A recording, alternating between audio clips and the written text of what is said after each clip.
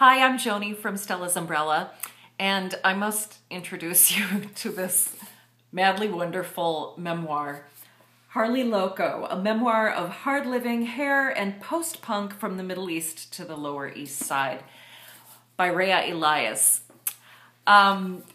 It's not for everybody, I'll say that, but for those whom it is for, it's really going to pay off. I thought it was terrific, and I'll tell you one reason why is very succinctly stated by the author's friend Elizabeth Gilbert, who contributed a foreword, which is probably partly why the book got a publishing deal at all, because it's certainly not the usual, and that's exactly what she says. She says, Elizabeth Gilbert says, her writing doesn't come out on the page feeling like it was squeezed from a standard issue literary toothpaste tube.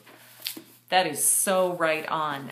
That is so much the problem with so much fiction coming out of New York right now, so many memoirs coming out of New York. It's like they go for the easy sell these days, and this is an extremely brave book to publish. Rayya Elias grew up in Syria. She spent the early part of her childhood in Syria in a well-to-do family, a beautiful home. Then they came to, because of the political unrest, they came to live in Detroit, and her life took kind of a bizarre turn. She's this very artistic person who is very free-spirited and absolutely unafraid, terrifyingly unafraid, if that makes sense. And she becomes a hairdresser, a musician, a drug addict, most notably. So the preponderance of the book is kind of taken up with these heroin adventures.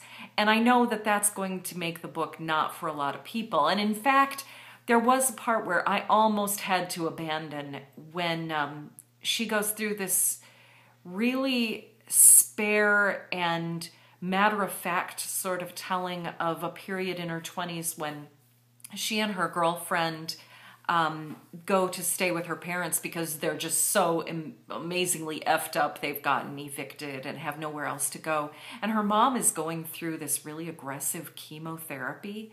And having been through chemotherapy and having been the mother of a 20-something woman who's free-spirited and amazingly, terrifyingly unafraid, though not a heroin addict, thank God, it just really made me kind of want to punch her in the face for the sake of her mom. I felt such compassion for her mother in that situation. It was kind of hard for me to keep loving this character.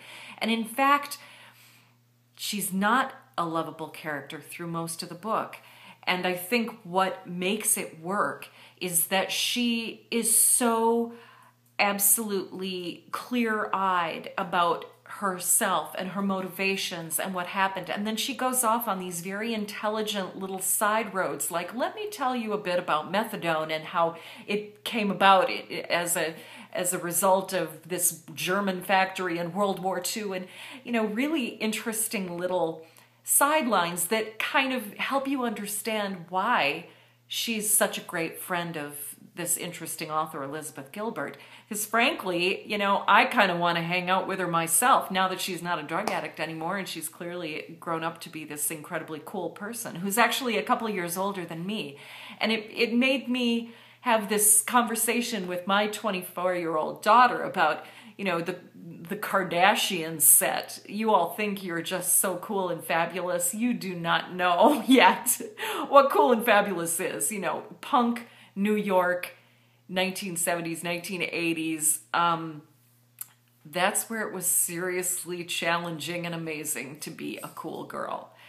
So I hope you'll give this book a try. I'll tell you this, if you can get through the first 30 pages, you're going to like it.